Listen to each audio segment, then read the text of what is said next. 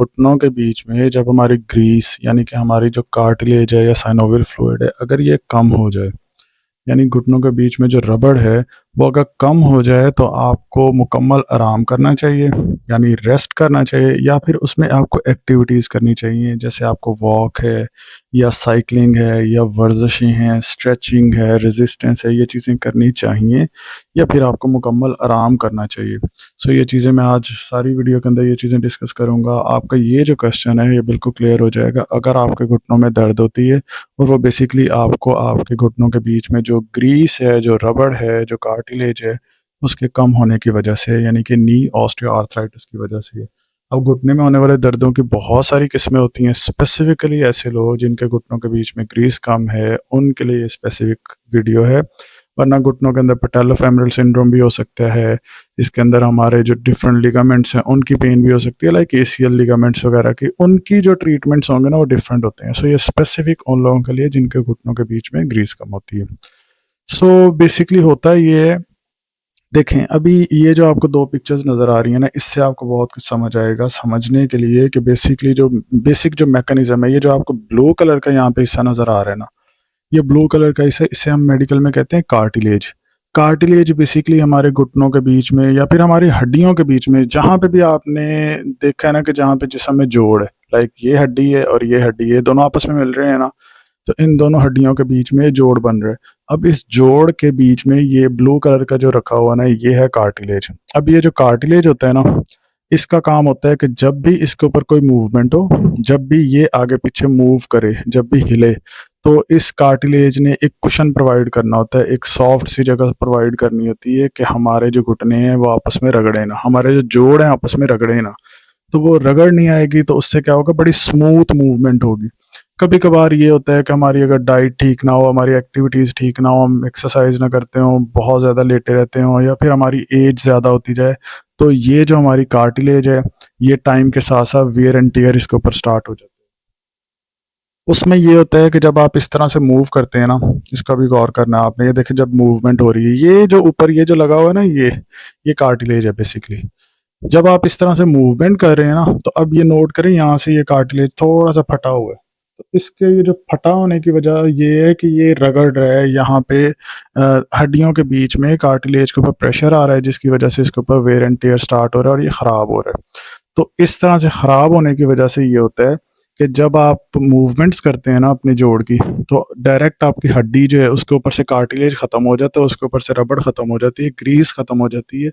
तो अगली दफ़ा जब आप अपने घुटने को इकट्ठा करते हैं, सीधा करते हैं, तो फिर ये नुकसान होता है कि आपकी दोनों हड्डियां आपस में रगड़ती हैं। पहले क्या था, बीच में कुशन था, बीच में कार्टिलेज था।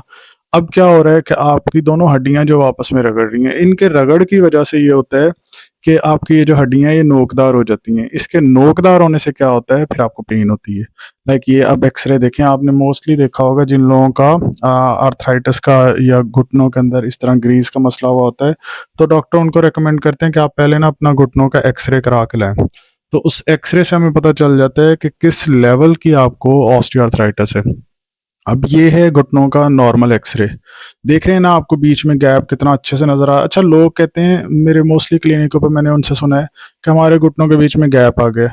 आपके घुटनों के बीच में गैप नहीं आता। जब आपको ऑस्टियोआर्थराइटिस होता है या आपको घुटनों के अंदर जब ग्रीस खत्म होती है, तो गैप आता नहीं है, गैप खत्म हो जाता है। उससे क्या होता है कि जो बीच की जो रबड़ है ये खराब हो जाती है। जब वो खराब होती है तो घुटनों के बीच में जो गैप होना चाहिए, यानी गैप होना अच्छी चीज़ है, जो होना चाहिए वो ख़त्म हो जाता है, और उसकी जगह क्या होता है कि बिना गैप की वजह से, तो जब भी आप कोई मूवमेंट करते हैं, जब अपने घुटने को इकट्ठा करते हैं, सीधा करते हैं, तो वापस में रगड़ते हैं। ठीक है, अब ये है आर्थराइटिस का जॉइंट या फिर इस तरह का जोड़ जिसके अंदर घुटनों के बीच में ग्रीस खत्म हो गई। अब हमारा क्वेश्चन ये था कि क्या हम रेस्ट करें इसमें या हम इसमें एक्टिविटी करें। अब इसमें ये जो इतनी सारी मैंने जो बात बताई है ना, वो बताने का मकसद ये था ताकि मैं जब आपको ये इस बात का आंसर करूं, आपको लॉजिकली ये चीज़ समझ आए। देखें, जब हम खड़े होते हैं, जब बिल्कुल स्टैंडिंग में खड़े हैं, मैं बिल्कुल सीधा खड़ा हूँ, तो उससे क्या होगा, मेरी पूरे जिस्म का वजन मेरे घुटनों के ऊपर आ रहा है, तो उससे क्या होगा, उससे घुटनों के बीच में गैप आएगा या भी गैप कम होगा। मुझे अगर मैं आपसे ये सवाल पूछूं कि जब मैं सीधा खड़ा हूँ तो मेरे पूरे जिस्म का वजन जो मेरे घुटनों पे आ रहा है, तो अब मेरे इस तरह से खड़े होने से जो वज़न आ रहा है मेरे घुटनों पे, उससे घुटनों के बीच में गैप आएगा, ये गैप ख़त्म होगा। डेफ़िनिटली गैप ख़त्म होगा, प्रेशर आएगा ऊपर से। अच्छा, अब मैं आपसे अगर कहूँ कि आपने वॉक करनी है, तो वॉक करते हुए आपका पूरे का पूरा जिस्म का वज़न किसके ऊपर आएगा? घुटनों पे आएगा। तो उससे क्या होगा, आपके घुटनों के बीच में जो गैप है वो बढ़ेगा या ख़त्म होगा? ख़त्म होगा। तो आपका ये जो गैप है, यहाँ पे गैप ख़त्म होगा, तो गैप ख़त्म होना जो है वो नी ऑस्टियोआर्थराइटिस में, यानी कि घुटनों में जब ग्रीस ख़त्म हुई हो, तो वो अच्छा होता है या नहीं? नहीं अच्छा होता। सो अब इसमें करना क्या आपने, इसमें आपने इस तरह की साइकिल ले लेनी है जो स्टेशनरी साइकिल होती है, जो घर में पड़ी होती है। ऐसी साइकिल नहीं जिसको लेके आप रोड पे निकल जाते हैं। इस तरह की साइकिल लेके आपने उसके अंदर, जब आप सीट पे बैठ जाएंगे ना, साइकिल के ऊपर आप जब सीट के ऊपर बैठ जाएंगे, तो आपका सारा वजन किस पे होगा? साइकिल की सीट के ऊपर। घुटनों पे होगा या नहीं? नहीं होगा। तो फिर उसके बाद आपने मूवमेंट्स करनी है। कौन सी? साइकिल चलाने वाली मूवमेंट्स आपको बहुत फायदा देंगी। तो आपको वॉक करनी चाहिए या नहीं? जिन लोगों को घुटनों का आर्थराइटिस का इशू हो, उन लोगों को चाहिए कि वो वॉक कम और साइकिल ज़्यादा चलाएं। इस पे मैंने एक अलग से वीडियो भी बनाई थी कि साइकिलिंग करनी चाहिए, वॉक करनी चाहिए। सो एक ये हो गया इसके अंदर पॉइंट कि आपने वॉक से ज़्यादा साइकिलिंग करनी है, स्टेशनरी साइकिलिंग करनी है, ताकि आपके घुटनों के ऊपर प्रेशर ना आए और घुटनों के बीच में जो गैप है वो जो है वो ख़राब ना हो। यानी कि घुटनों के बीच में गैप क्रिएट होना चाहिए, आपने ख़त्म नहीं करना है इस चीज़ को। अब इसके अंदर ना लोगों का सवाल आ जाता है कि यार हम लोग वॉक करते हैं, हमें तो पेन नहीं होती, इतनी ज़्यादा पेन नहीं होती, बल्कि हमें फ़ायदा होता है। उसकी रीज़न ये है कि आपके जो घुटने हैं, उन घुटनों के बीच में जो गैप आया ना, वो इतना ज़्यादा आपके घुटनों के बीच में जो गैप लॉस है या फिर जो स्पेस ख़त्म हुई है, वो इतनी ज़्यादा नहीं हुई है अभी। यानी कि आपके घुटनों की जो ग्रीस है वो भी इतनी ज़्यादा ख़त्म नहीं हुई कि आपको पेन स्टार्ट होगी। उसकी रीज़न ये है कि जो हमारे घुटनों के बीच में ग्रीस लॉस होती है ना, या ऑस्टियोआर्थराइटिस होता है, उसमें ये होता है कि उसकी डिफरेंट स्टेजेस होती हैं। लाइक स्टेज 1 है, स्टेज 2 है, स्टेज 3 है, स्टेज 4 है। अब जिनका हो ना स्टेज 1, इन्होंने इस तरह से करना है कि जब उनको दर्द हो, जब भी दर्द हो, चाहे वो ग्रेड 1 है या चाहे ग्रेड 2 है, आपने दर्द को रिस्पेक्ट देनी है। दर्द में आपने वॉक और साइकिलिंग और ये चीज़ें नहीं करनी। दर्द में आपने रेस्ट करना है जब तक कि आपकी दर्द ठीक ना हो जाए। उसके लिए आप डिफरेंट मैनूवर्स, डिफरेंट टेक्निक्स को यूज़ कर सकते हैं, जैसे आइसिंग करें, इस पे हॉट पैक यूज़ करें, डिपेंडिंग ऑन कि आपकी कंडीशन कौन सी है। लाइक आपको अभी अभी अगर दर्द शुरू हुई है तो इसमें आइसिंग आपको फ़ायदा देगी। दर्द को तकरीबन महीना गुजर गया तो आपको ठंडी गर्म टकोर इसके अंदर फ़ायदा देगी। सो इस तरह से ये तो डिपेंड करेगा इंडिविजुअली। सो अगर तो आपको स्टेज 1 है या स्टेज 2 है, इसमें जब भी आपको दर्द हो, आपने क्या करना है? आपने वॉक और साइकिलिंग और एक्टिविटी नहीं करनी है, आपने रेस्ट करना है। सो पहला तो ये पॉइंट हो गया कि हमें रेस्ट करना चाहिए या एक्टिविटी करनी चाहिए। रेस्ट कब करेंगे? जब दर्द होगी। अब आपको दर्द नहीं है, चाहे आपको स्टेज 1 और स्टेज 2 का ऑस्टियोआर्थराइटिस है, अगर आपको दर्द नहीं है, आपको डेफिनेटली वॉक करनी चाहिए। जब आप वॉक करेंगे उससे क्या होगा? आपके पट्टे मजबूत होंगे, आपके घुटनों के ऊपर आने वाला प्रेशर कम हो जाएगा।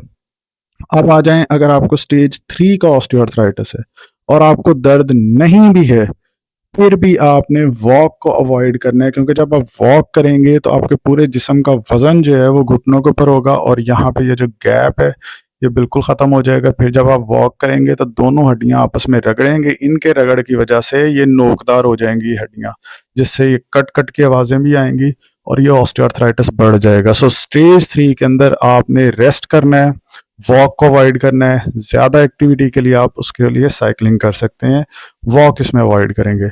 स्टेज 4 जो ऑस्टियोआर्थराइटिस है, इसमें तो आपने ऑर्थोपेडिक को मिलना है और अपना टोटल नी रिप्लेसमेंट उसका प्लान करना है, अपने घुटने नए डलवाने की तरफ जाना है, क्योंकि इसका और कोई सोल्यूशन नहीं है। अगर ऐसे शख्स जिनकी कंट्रोल डायबिटीज़ ना हो, शुगर बहुत ज़्यादा हो और उनको स्टेज 4 का ऑस्टियोआर्थराइटिस भी हो, यानी कि इतनी ग्रीस लॉस हो चुकी है और बिल्कुल ही गैप भी ख़त्म हो गया है और जैसे ही मूवमेंट करते हैं बहुत शदीद पेन होती है, तो ऐसे लोगों का ऑपरेट भी नहीं हो सकता। क्यों? क्योंकि शुगर ही कंट्रोल नहीं है। जब शुगर कंट्रोल नहीं है तो ऑपरेट होगा और नए घुटने डलेंगे तो उनके जो स्कार फॉर्मेशन है, यानी जो खरींड बनने का अमल है, वही नहीं हो सकेगा शुगर के अंदर, क्योंकि खरींड ही नहीं बनता जल्दी।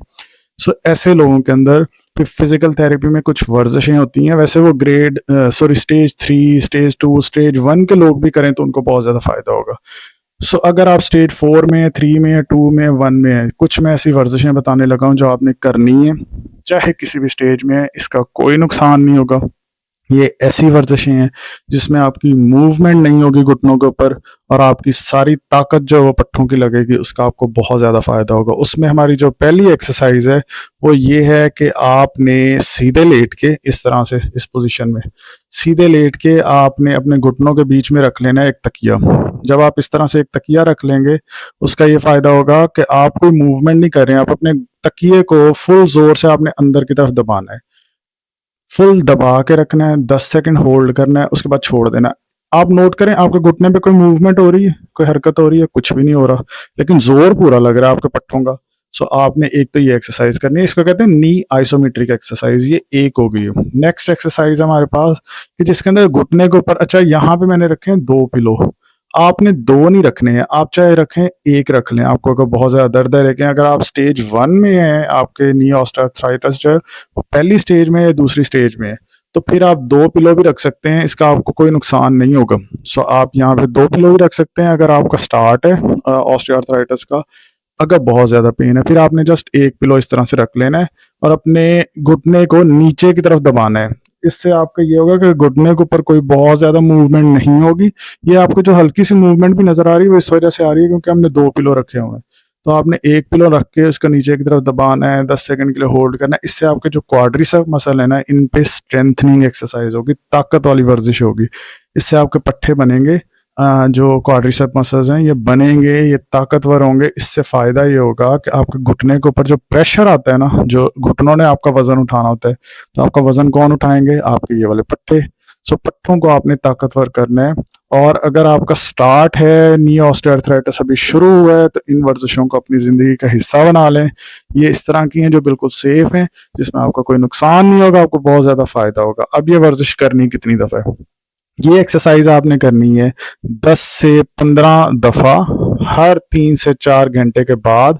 और जब भी आपने ये ऊपर लेके जाना है तब भी 10 सेकंड रोकना है, नीचे लेके आना है तो 5 सेकंड का रेस्ट देना है। इसी तरह से जब ये वाली एक्सरसाइज करनी है, आपने जब इकट्ठा करना है 10 सेकंड के लिए रोकना है और जैसे ही छोड़ना है 5 सेकंड का आपने रेस्ट देना है। सो ये हर 3 से 4 घंटे के बाद ये एक्सरसाइज करनी है। सो ये हैं वो वर्जिशें, वो एक्टिविटी जो आपने परफॉर्म करनी है। जब भी दर्द हो आपने कोई एक्टिविटी नहीं करनी, रेस्ट करना है ताकि आपकी दर्द कम हो। सो ये था आपके उस क्वेश्चन का आंसर कि जो अक्सर मेरे क्लिनिक पे भी लोग पूछते हैं कि अगर घुटनों में ग्रीस कम हो जाए तो आपको मुकम्मल आराम करना चाहिए या फिर एक्टिविटी करनी चाहिए। सो इसमें अगर आप मुकम्मल आराम करेंगे, आपके जो क्वाड्रिसेप के पट्टे हैं, आपके जो हैमस्ट्रिंग के पट्टे हैं, आपके जो काफ के पट्टे हैं, पिंडली के पट्टे हैं, ये बहुत कमज़ोर हो जाएंगे। उसका नुकसान ये होगा कि आपके जो घुटने हैं इनके ऊपर और ज़्यादा प्रेशर बढ़ता जाएगा। सो मुकम्मल आराम इसमें रिकमेंडेड नहीं होता। एक्टिविटी करनी है, लेकिन वो डिपेंड करेगी कि आपकी घुटनों की जो ग्रीस कम हुई है उसकी स्टेज कौन सी है। चैनल पे नए हैं, चैनल को सब्सक्राइब कर लें। Thanks for watching this video.